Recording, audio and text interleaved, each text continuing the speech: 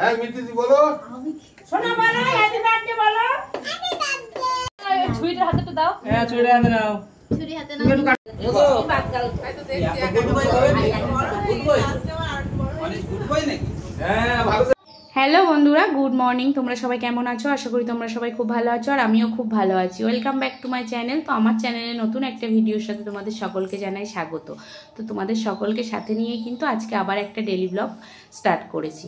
তো চলো, সকালবেলা কিন্তু ঘুম থেকে উঠে আরও অন্যান্য কাজ হয়ে গেছে। এখন উপরের ঘর ঝাড় দেওয়া হয়ে গেছে, ওই ধারের ঘরগুলো ঝাড় দেওয়া হয়ে গেছে। এখন হচ্ছে চলে এসেছি আমার ঘরে। তো চলো, এই উপরে 2-4 দিন ধরেই যে বৃষ্টি হচ্ছে, তো তার জন্য ঘরগুলোতে কী বলো তো হালকা হালকা মানে ঝুল পোকা মতো পড়েছে। তাই ভাবলাম যে ঘরটাকে একটু ভালো করে ঝেড়ে মুছে নিই। তো তার জন্যই দেখো লাইটের পাশে, ফটো ফ্রেমের ধারে, তারপর পর্দার এই যে কাঠের ধারে, সব ধারে হালকা হালকা যেন নোংরা নোংরা জমেছে। মানে যেগুলো পোকার যে ঝুলগুলো বলে সেই ঝুলগুলোই জমেছে। তো সব কিছুই কিন্তু আমি একটু ঝাড় দিয়ে পরিষ্কার করে রাখার চেষ্টা করছি। তো এইগুলো একটু পরিষ্কার করে রাখলে কি বলো তো দেখতে ভালো লাগে। তো এতটা অন্ধকার করে আছে মেঘ করে, যার জন্য হচ্ছে লাইট জ্বালিয়ে কিন্তু করতে হচ্ছে। আর এই যে ফ্যানের গায়েও কিন্তু অনেক ধুলো জমে থাকে। তো ফ্যানটাকেও একটু মুছে নিলাম, নিয়ে এই যে সানসেটে চলে এসেছি। তো এই সানসেটের উপরেও অল্প অল্প ধুলো জমেছে, তো সেইগুলো একটু ভালো করে ঝেড়ে নিচ্ছি। তো চলো এখন সানসেটটাকে ভালো করে পরিষ্কার করে নিয়ে তারপরে ঘরগুলোকে সব ঝাড় দিয়ে গুছিয়ে নেব। আর এই যে ভাজে মানে এই যে কি বলবো, ওই সানসেটের তলার যে ভাঁজটা, তারপরে কার্নিশের যে ভাঁজটা, সানসেটের যে ভাঁজটা, এইগুলোতে বেশি একটু ধুলো ময়লা জমে। তো সেইগুলোই সব ঝাড় দিয়ে নিলাম। নিয়ে এই যে দেখো দুটো ঘর কিন্তু আমার ঝাড় দেওয়া হয়ে গেছে। এখন আমি চলে এসেছি বারান্দাতে। তো বারান্দাটাও সুন্দর করে ঝাড় দিয়ে নেব। তো বারান্দাটা প্রায়ই ঝাড়া হয়, ঘরগুলো খুব একটা ঝাড়া হয় না। বারান্দাটা বেশি মানে সারা সন্ধ্যে থেকে লাইট জ্বলে, তো তার জন্য বারান্দাটায় বেশি নোংরা হয়। তাই বারান্দাটা কিন্তু প্রায়ই ঝাড়া হয়, অন্তত সপ্তাহে 2-3 দিন ঝাড়া হয়। তো অল্প অল্প মানে নোংরা হলেই ঝেড়ে নিই গুছিয়ে। আর এমনি ভালো করে ঝাড়লে তো প্রচুরই নোংরা বেরোয়, তাই না? তো ঘর এমনই একটা জিনিস, যত পরিষ্কার করবে ততই নোংরা বেরোবে। তো এর পরিষ্কার করার শেষ থাকে না, তাই না? তো চলো, ঘর বারান্দা সব কিন্তু আমার ঝাড় দেওয়া হয়ে গেছে। এখন উঠোনটাকে পরিষ্কার করে ঝাড় দিয়ে নিচ্ছি। তো চলো, এই ধুলোগুলোকে সব এক জায়গায় করে এখন রেখে দেবো। আর আকাশে দেখেছো প্রচণ্ডই কিন্তু মেঘ। এই কদিন ধরেই কিন্তু সকাল হলেই একদম মেঘ থাকে আকাশটা। কখনো বৃষ্টি হয়, আবার কখনো বৃষ্টি হয় না। তো চলো, এখন ঝাড় দেওয়া কিন্তু আমি কমপ্লিট করে নেব, নিয়ে তারপরে পরের কাজে যাব। তো চলো, এখন ঘরটাকে ঝাড় দিয়ে নিয়েছি, নিয়ে ঘরটাকে কিন্তু আবার মুছতেও হবে, যেহেতু একটু ঝাড়া। তো দেখো, ঘরটা ঝাড় দেওয়ার পরে ঘরটাকে মুছেও নিয়েছি। ঘরটাকে মুছে নিয়ে কিছু জামা কাপড় ছিল সেগুলোও কেচে নিয়েছি, নিয়ে উপরের ঘরে চলে এসেছি। তো দেখো, তোমাদেরকে উপরের ঘর থেকে ভালো করে দেখাচ্ছি যে ঘরে কতটা এই মানে আকাশে কতটা মেঘ করে আছে। তার আকাশের ওয়েদারটা কিন্তু দেখতেও খুব সুন্দর লাগছে, চারিধারে গাছপালা আর মেঘ করে আছে। মানে আকাশটা একদম খুব সুন্দর লাগছিল দেখতে, আর ফুল গাছগুলো তো দেখতে খুবই সুন্দর লাগে। তো চলো, এখন কিছু জিনিস মানে কেচে ধুয়ে নিয়ে এসেছি, এখন এগুলোকে মেলে দিয়ে নেব। তো চলো, এক এক করে কিন্তু মেলে দিয়ে নিই।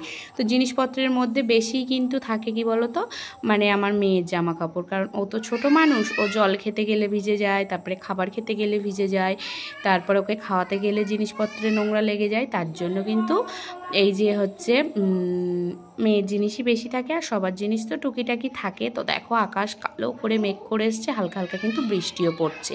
আর আমি এখন রান্নাঘরে চলে এসেছি। এসে এই যে সিদ্ধ ভাত বসিয়ে দিয়েছি, আলু আর হচ্ছে কুমড়ো দিয়ে ভাত বসিয়ে দিয়েছি আজকে সকালের ভাতটা। তো দেখো, ভাতটাও কিন্তু আমার হয়ে গেছে। এখন হচ্ছে মাম্মামকে ভাতটা খাওয়াবো। তো তার জন্য এই যে ভাত বেড়ে নিয়েছি, এতে হচ্ছে আলু কুমড়ো নিয়ে নিয়েছি, আর একটা ডিম সিদ্ধ নিয়ে নিয়েছি, অল্প করে লবণ আর হচ্ছে একটু তেল দিয়ে খাইয়ে দেবো।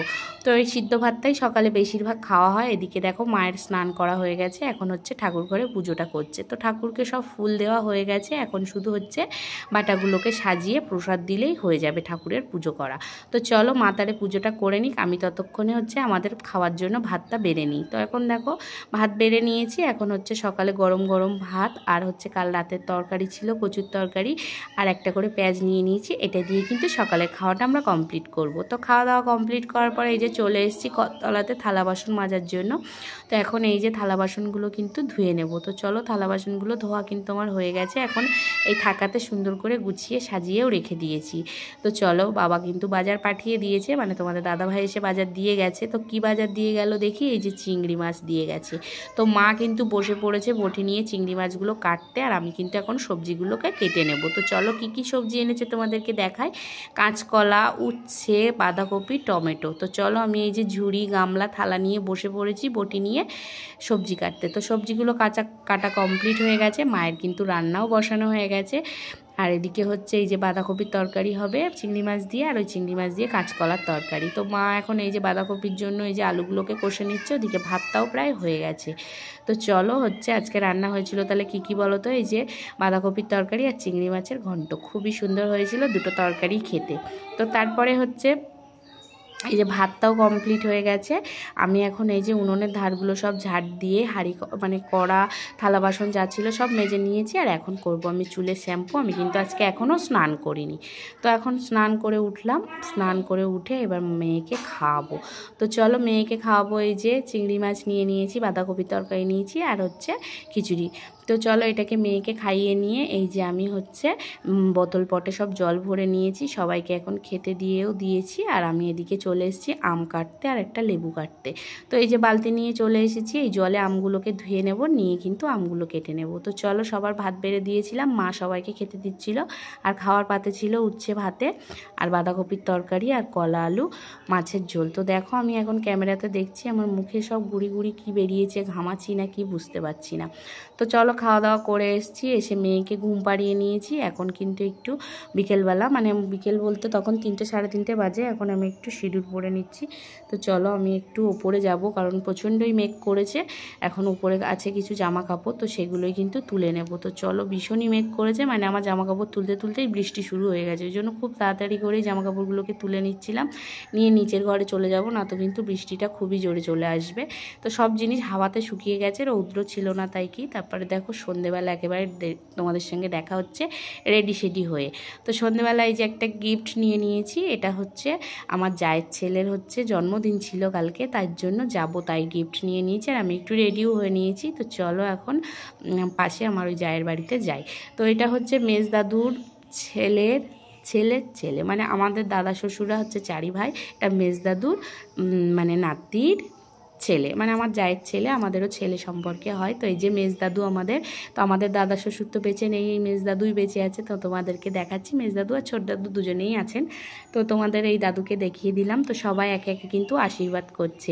এদিকে ছোট ছোট মানে আমার মেয়ে ছোট, এই যে আমাদের একটা ননদ হয় ছোট্ট, এই ননদও ছোট, সবাই বলছে আমরা আশীর্বাদ করব। তো সবাই মিলেই বেশ মজার ছলে আশীর্বাদ করছিল, পায়েস খাইয়ে দিচ্ছিল। আর এই যে হচ্ছে বড় দিদিভাই, তো বড় দিদিভাই একটু আশীর্বাদ করে দিচ্ছিল। এটা হচ্ছে সবার বম্মা, মানে বাড়ির বড় জেঠিমা সবার।